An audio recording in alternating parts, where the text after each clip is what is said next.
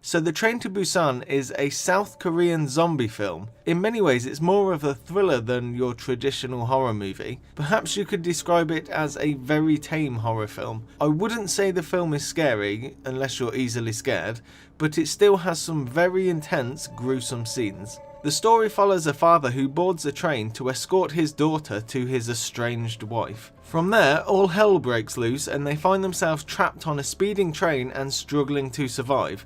It's a simple premise that they execute very well.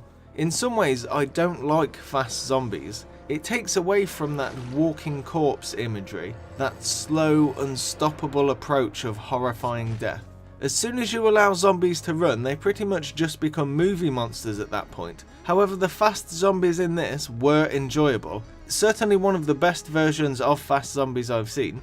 The speed in which people turn into zombies is shocking, and they make it so easy to see how an outbreak could be a world-ending event.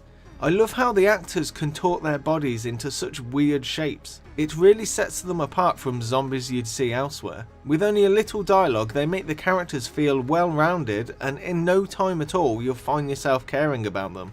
And these characters are what carry you through the film.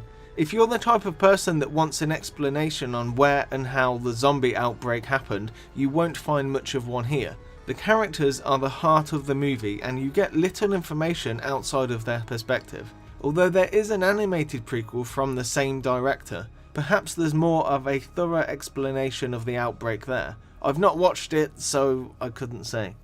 Whilst most of the film takes place on a train, they keep it varied and throw enough obstacles in front of the characters that it prevents the action from becoming stale or repetitive. They mostly use practical effects, which look good. Occasionally, they use digital effects, and they're acceptable. They aren't fantastic, and while noticeable, they weren't bad enough to destroy my immersion in the film. I was surprised to find out the runtime is 2 hours.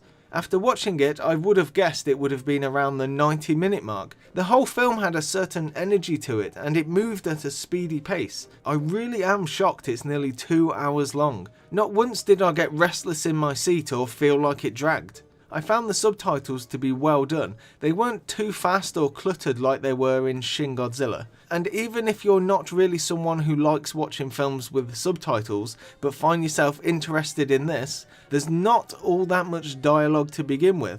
It's a fun, solid zombie movie, and you should definitely give it a try.